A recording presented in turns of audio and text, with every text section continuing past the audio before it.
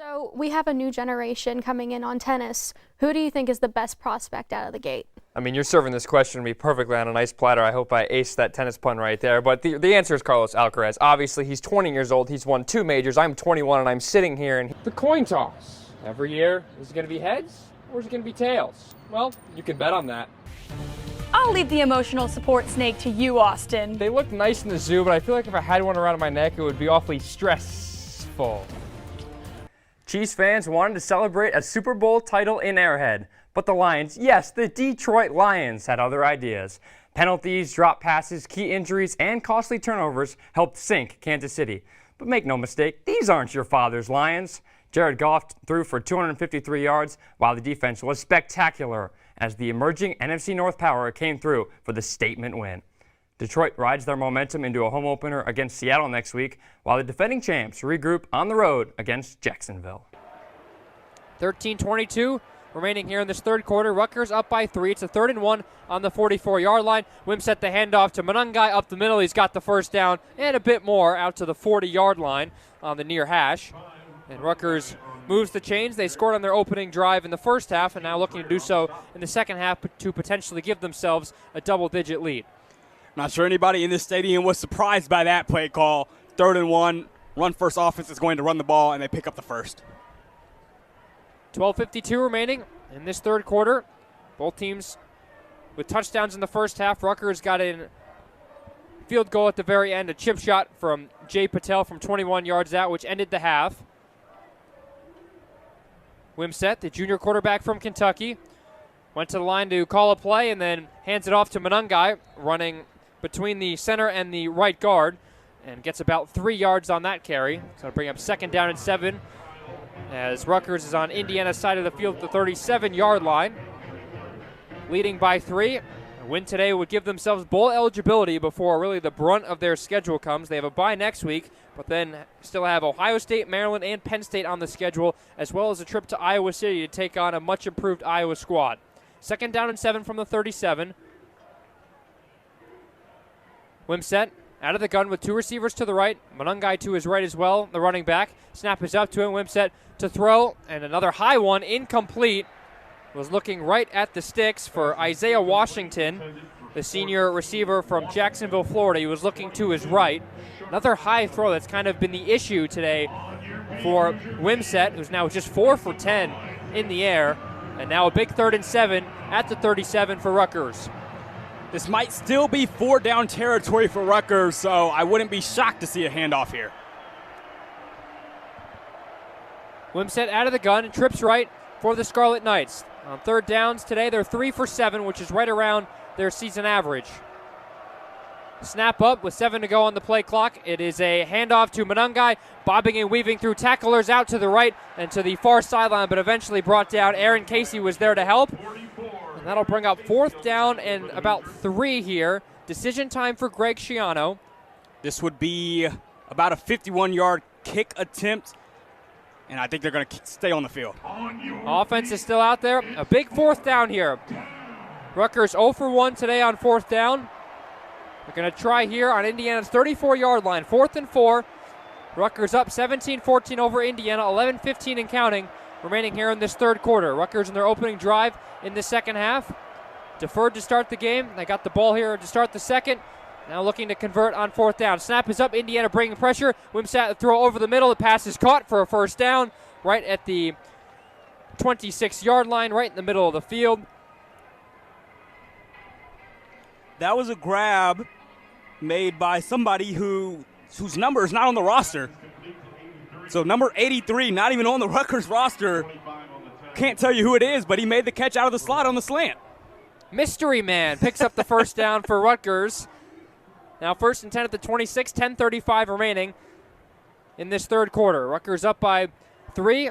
Looking to tack on more on this drive. Handoff to Manungai. He is up the middle and getting shoved his way all the way, enough for a 1st down.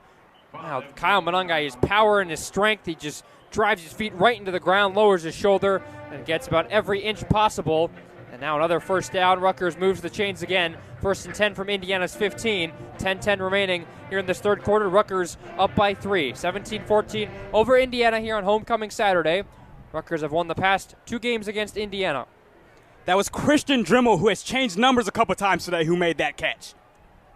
Drummel, one of the top wideouts, leads the team with 4 touchdowns this season. The latest iteration of the Indiana-Purdue rivalry is in the books. Let's head down to Bloomington. End of the first half, Malik Renew forces the turnover, spills it, and it's Caleb, just like his last name, who banks it in to give Indiana a comfortable double-digit lead at the half. Second half, Braden Smith and Purdue looking to make a comeback, going up against Jackson Davis. Can't get the ball to fall in the basket. Ball goes out of bounds. Jackson Davis, he wants a replay. Purdue ball, guess what, big fella? We got one for you. Edey and Jackson Davis going up for it. It goes off of Edey. Indiana gets the ball. They have the lead here with 11 minutes to go, up by 8. Jalen Hood-Schifino running the floor, finding his high school teammate Malik Renew, who feeds Trace Jackson Davis the lob. Another 2 points. Indiana back up by 10. Under 9 to go. Braden Smith's going to try one again. Gets the feed from Edey going up against Hood-Schifino, but Jackson Davis says, "Get that out of here." The senior showing the freshman what it's like to play in his house, and the first time he is playing in this Indiana-Purdue rivalry. The SWAT team on site at Assembly. Another look, Jackson Davis going airborne. Under 30 seconds left, Indiana clinging on to a 1-possession lead. Hood-Schifino gets the screen from Race Thompson and does the rest. Number 1 with a huge layup to put Indiana up by 5. Purdue needed a timeout to talk things over after this. Shoving the 7-footer out of the way. Hood-Schifino, the Big Ten frontrunner for Freshman of the Year, proven why. He is number 1 in cream. An excellent layup to put the Hoosiers up by double digits. Assembly Hall was on its feet, and they surely weren't sitting after this play. The dagger, Race Thompson, football pass to Hood-Schifino, who slams it down and says good night. Hoosiers knock off number 1 Purdue, 79-74. Oduro from Sarver for the second time this season. Indiana with the lead here, trying to hold on to it. They've been historically very good here at Bill Armstrong Stadium since 2016. The Hoosiers 66-6-11 at home. That's an .861 winning percentage. And in those 80-plus games, they have 52 clean sheets, Ben. They've been very impressive, and it clearly shows why Bill Armstrong Stadium, one of the best home field advantages across the country. Well, specifically home openers too. They're 31-10-9 in home openers since the program started, and that also shows they play a lot. They play a lot of some of their first games at home too. And Indiana's getting a lot of opportunities here at Armstrong. A couple coming up, circling the weekend. Friday they play Washington. Monday they'll play Seton Hall.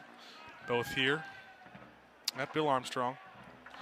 Washington getting a little taste of what they'll have to do in conference play here in a couple years. Yeah, soon enough. And actually, just next year. Yeah. You would think, of course, with 9 teams, you play everyone.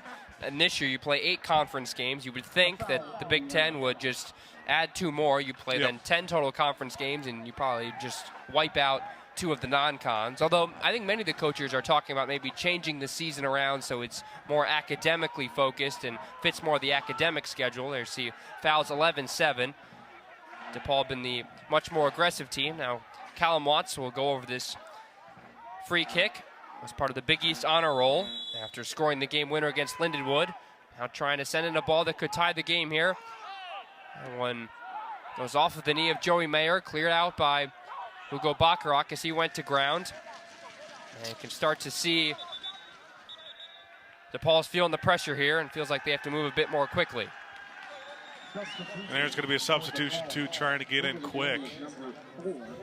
But, I mean, yeah, I'm interested to see how it goes. They talk about wanting to be more academic focused. I trust Tony Petitti and the Big Ten and what they've done so far. They've handled these situations pretty well.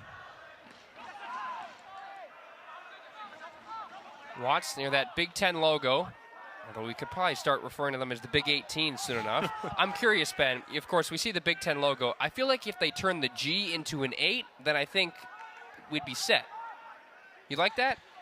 It's too much of a brand, I think. Big Ten. I mean, but there's no longer 10 schools. There hasn't been Big Ten. There hasn't been 10 schools in a while. I feel like at some time you got to change it. I mean, the Pac-12 is just disintegrating as we speak. Who knows? Not our problem to deal with. We don't work for the Big Ten, so glad we don't have to figure that out. A few more substitutions. Colin Zaduro comes out. Nice warm hand from his teammates. Alex Peters also came in for the Blue Demons. Tommy Mahalik, did you see there? He was just subbed back in. Mahalik was someone who didn't start too much last year, came a lot off the bench, but his role expected to increase quite a bit. Of course, no more Ryan Wittenbrink and Herb Endley. Indiana lost both of their wingers to graduation and the MLS Super Draft. And here is Mahalik playing a ball for Sarver. He's got plenty of room to roam with down the right side. Takes a touch that maybe was a bit heavier than he expected, but he catches up to it and then wins the corner for Indiana. It will be their 8th of the match. Mahalik just has so much experience. Out of everyone that's coming back, he had the most shots attempted last season. So he knows what those opportunities are like. He knows what works. He knows what doesn't work. And you talked about just how good of a balance there is, just senior, junior, sophomore, freshman on this team. And this is such a cliche. You know, I think this is a term that gets overused, but Indiana men's soccer is specifically a program that doesn't they reload. Yep. They don't rebuild. You know, it's every year they're getting new talent. Every year they're getting people who can compete right away. And that's what happens when you recruit well, and the transfer portal helps. Ball sent in, flicked on by BB. Nearly found the feet of Carson Henderlong. That ball goes out for an Indiana throw. And of course, there's really no one that maybe respects Indiana more than Mark Plotkin does, the DePaul head coach. He quite frankly said on the phone call we had with him last night, he respects the hell out of Indiana and what they do, the expectations they have, and the standards they have set here, and it's something that they are trying to implement themselves. Of course, for a team that was picked to finish last in the Midwest Division of the Big East, the first year they've had those divisions, now that Akron has been added to the Big East for men's soccer to make it an even 12. There's a ball sent over the top by Quentin Helmer. Was trying to go for precision over power. The goal kick here for Gandhi Cruz and DePaul with just under 16 minutes remaining here in this match. Indiana got the breakthrough, courtesy of Collins Aduro, who is now sitting on the bench. 67th minute breakthrough. This is the sound of success. Something Indiana men's soccer has experienced a lot of in October and November. But for Carson Henderlong and Jansen Miller, numbers 7 and 5 respectively, their relationship wasn't all that successful at first. The two first encountered one another while on different teams, and there was no love lost. We played against each other growing up in academy, and we actually hated each other. The trash talking began. The Henderlong's play on the pitch did all the talking. Jansen started talking a little bit at the beginning of the game. I ended up scoring a hat trick. So that was kind of our opening relationship before we knew each other. I wasn't too fond of Jansen. The two were not fond of each other, but it wouldn't be the last time they crossed paths. And I remember I was a freshman. He came on his visit to Xavier, and I was like, oh, no way. This kid's going to come here. It turned out that the two would be playing again on the same field, only this time for the same team. Once he got to school, and I truly met him, we've been close since. Their time together at Xavier was short. Henderlong decided to enter the transfer portal, winding up at Indiana. Ultimately, I just made a decision that I wanted to see a change. It seemed that when Henderlong transferred to Indiana, the two would part ways for good. But coaching changes within the Xavier staff provoked Miller to enter the transfer portal and the opening for the two to be reunited once again. So I decided to transfer from Xavier because my coach was leaving at Xavier. I was actually the only one who ended up leaving Xavier. Carson had left before he knew that Mike Fleming was leaving. So he said he was leaving. I'm the one who said, you know what, I don't want to take a chance at a rebuild, so entered the portal. I'll put in a good word for you if that's the decision you want to make, so kind of worked out. Yeah, every once in a while if they start saying something, maybe I'll just bring it up and be like, oh, well, maybe if I was playing on their team, I'd score a hat trick, you know, but it's just all love. The two teammates joke about how they went from mortal enemies to close friends.